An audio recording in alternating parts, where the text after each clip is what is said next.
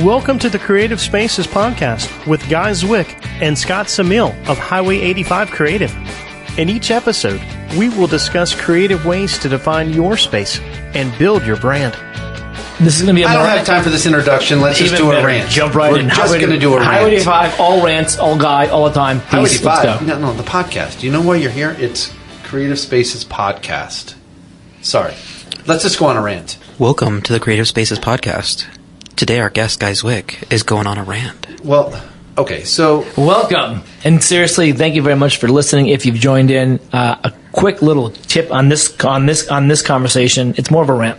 Guy Zwick has something that's near and dear to him, and he might get phlegmy, he might get spitty, he might get emotional. He's got some feelings. He does. And actually, I've heard the rant before in some capacity. It's worthwhile.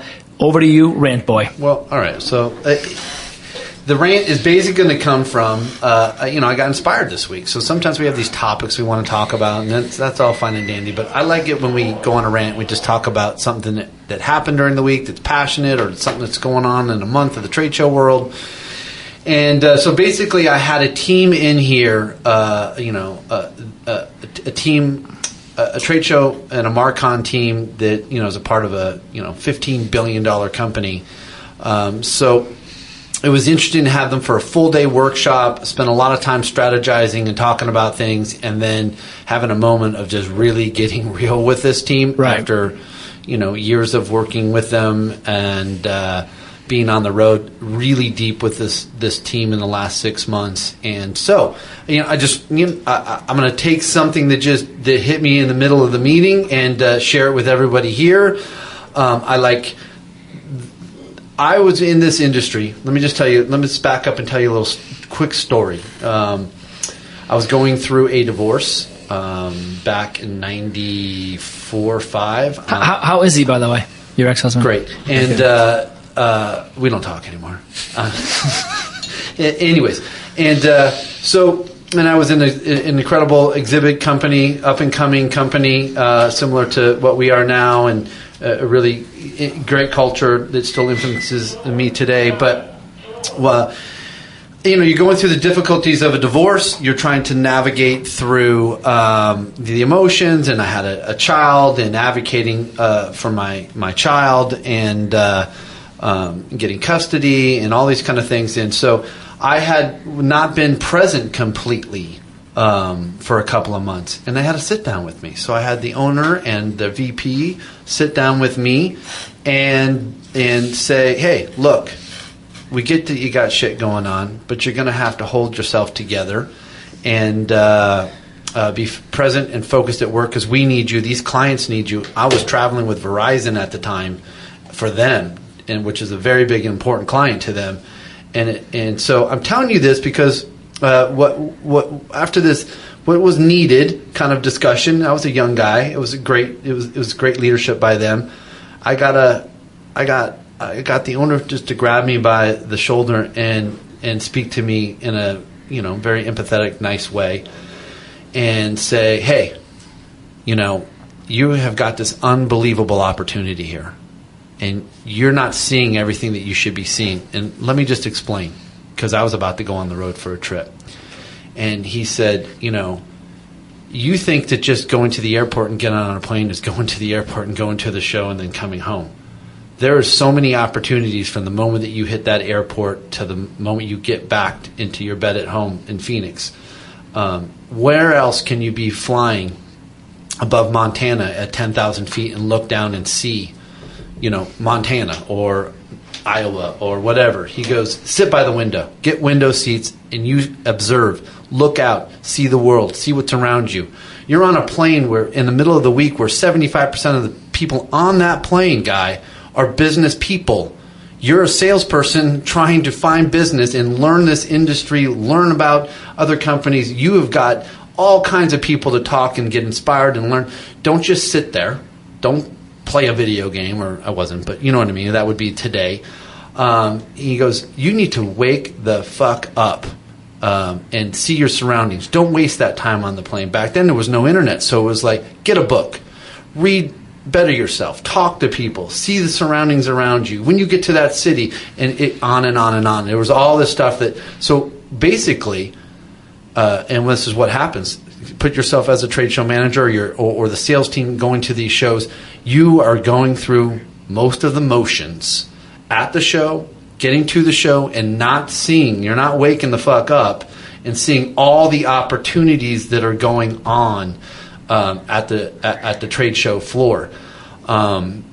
Whether it's the ability to meet with vendors, expand relationships, all the new opportunities that are there, the opportunity to really bond with your own colleagues and team and learn about people that you don't, that they're in different cities and you're all coming together to looking for another freaking job. You could be working for someone. This is your opportunity to make relationships, as odd as this sounds, to make relationships with other companies in similar industries, and get yourself networked just selfishly. There's all these opportunities in these face-to-face relationships that, people take for granted. It is like, and you see it because you see the 3 people standing at the reception desk late in the day, and they're just standing there waiting for the time to click. My feet hurt. Let's get back and get to happy hour. We got to start this whole thing over tomorrow. No, look around. What opportunities are happening right now that you could take advantage of? Because it is a special environment where all these important people have come together, all these decision makers, all these opportunities. Your team is all together. That's a huge opportunity of bonding and exploding what you guys do as a team building thing. And people just go through the freaking motions. So I gave the story of being on a plane because once you start getting that mindset and you're trying to, even if you're the let's just say you're the trade show managers trying to inspire the team, and you're shutting down the booth. This was my example to someone in there, and you're waiting to shut down the booth at the end of the day, and you see on that last day, that last 3 hours is ticking, and people are bored, and well, then maybe that is the reality of the show. Well, maybe you should have planned an opportunity for you all to have fun games together and bond and do things as a team, so. I wanted to express that part of wake the fuck up. And then I'm going to segue into, basically it was very interesting to tell somebody and tell a very important person and client to your company that you guys are very uninspiring and your booths are boring. And the operating of your booth are boring too. And so they came for feedback. I gave them real feedback. And what does that mean? It means what I just said is how I started it. I segued into, you got to look at your roster. And that's my new thought process, is really looking at the roster of who's, if you're building a basketball team, who's your power forward, who's your Michael Jordan, who's your Pippen, who's your Steve Kerr. I'm using the Bulls. If you're not a Bulls fan, I apologize. I'm not a Bulls fan either, but it's an easy analogy for a lot of people. I guess I could move to LeBron or some. Or Golden State, but you get what I'm saying, right? Yeah. You got to look at the roster. And so in this case, it was very much about the engineers who really drive, and sales don't really participate that much in the show. And so we were analyzing the roster and the importance of the roster at the team, important of inspiring the roster at the team, and what their roles and responsibilities were. And then there is a job to inspire each person. You're going to have different personalities. You're going to need the technician. You're going to need the Marcom. You're going to need the crazy sales guy that's just going to be loud and draw people in. You got to have planning. You got to have inspire people, and I see that across the board. There's some people that do it really well, and it's harder to do as the days go on, and the more shows you go to, it's like getting on that plane for another trip. But I will tell you that my eyes have opened even deeper on traveling, and I try to get something out of every time. I'm back to my initial example. I try to get value and new insights, mindful things on every trip, and not try to waste my time on an 8-hour flight to Toronto that I just had recently.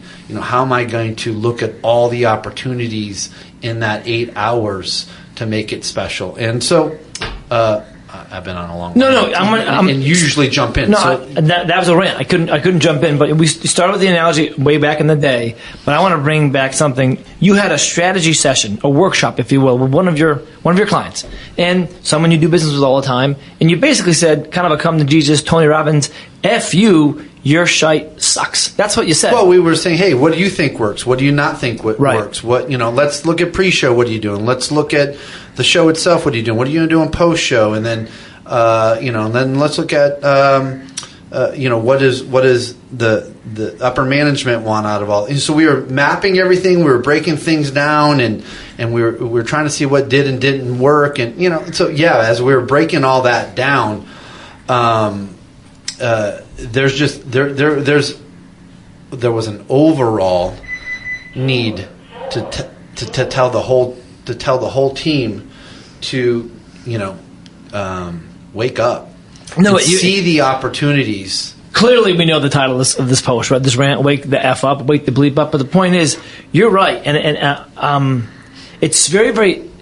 It might be easier to tell one company to wake up versus another company because there's a lot of moving pieces. But let's just say a company got it right. If they're doing 10 shows a year, by that 7th, 8th show, they're just mailing in, right? And what you're saying is stop. Every single second that you don't put the time in, don't go to the show. Is what you're saying. Don't go if you're not going to do it right. Yeah, this is true. And what I was hearing, and I'm back to the roster thing, is I was hearing some subtle complaints about the best parts of who's at particular, what members of the roster at certain events were strong, what members weren't, and I heard a lot of what I call good feedback, but excuses. Like there is ways if you have got to have, the wild and crazy sales guy who's more excited about drinking and and partying the night with that relationship. Well, you need to figure out how to channel that guy's energy right there at the show and see that as a positive, as a strength for you, because in their case, he is just checking in and you're letting him check in and check out and he's doing the stuff out here. But you're really in need of some life and you have some life there. So let's empower that guy to be the life in that environment. So in this case, make a party there for him, right? To encourage it to happen there and not outside. Bring some flair in. Why are you shaking your head? No, I'm thinking of stuff. I'm just thinking. There's picture 10 engineers on little their products, and then the need for a party to happen. Shaking my head wasn't a negative thing. It was just thinking like when you do a trade show. And this is a guy who's produced trade shows for clients or for when I was inside. 90% of your activity and energy goes to really 10% of really what matters. Because do you have a booth structure? Do you have your graphics? Do you have your promos? Are people going? Do they have a uniform? Do the demos work? What's the internet stuff? But that's just icing. The meat of this is why are you going and who's going? And if you have a guy who's a wild card who's a big partier, well, find a way to work that into like Belichick, right? He doesn't have the same team every year. He comes up with a game plan based on his roster. He doesn't force people like Coach K does and Duke to find the system. Yes. Belichick's different every single year because he uses that talent and builds around them. And I'm saying what you just said struck a nerve with me because yes, you can go to a show, and yes, you can look good, and yes, you can get a couple meetings, and yes, you can get some conversations, and yes, you can get some PR, and you can even get a couple photos and talk about it on social. But why the F are you going?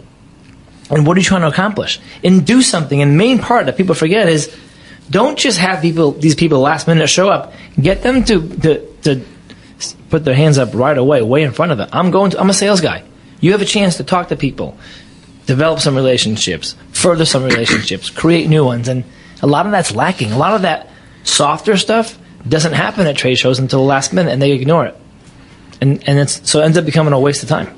So in maybe in closing or maybe not, we'll rant, but let me just, this kind of came out of it, and I think it is so true. If you want to know just organically, was this show a success or not? Right. And was my team engaged or not?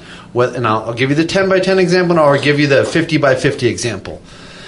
If you can eliminate what I hear all the time, which is the last day, let alone the last 3 hours of the show, are a waste of time. So slow. This show's dead. We're just waiting to check out and get the hell out of here. Or you look at the 10 by 10 person who's already got their booth gone, packed within the last hour. Out of here. You want to know if you're having success at both of yours? The show is ending 30 minutes after it, an hour later, you all just realize, why is there people leaving? Oh, because you have so much going on, and you think, oh man, is that really going to happen? I can tell you this much, we've made it happen at all 3 of our events. Look at me, Joe. You tell me that we don't still have people and all of us engaged all the way till an hour after that show, where we have got people going. So if you want to engage, we had security trying to kick us out. If you want to engage, is when all your staff can't make flights that day because there's post-show stuff to do. There's so much activity. We have made actually the last day of our show the best day of the event. That's really cool. Because while everyone else is checking out on that last day and half the other people's teams and you think people are leaving, there's gems there to go get and there's people to go after. Wake the fuck up. Don't just check in and check out. And get on your phone on that flight. This is my microphone. Boom. Thank you for listening to Creative Spaces Podcast. For more information about Highway 85 Creative, visit us at highway85creative.com.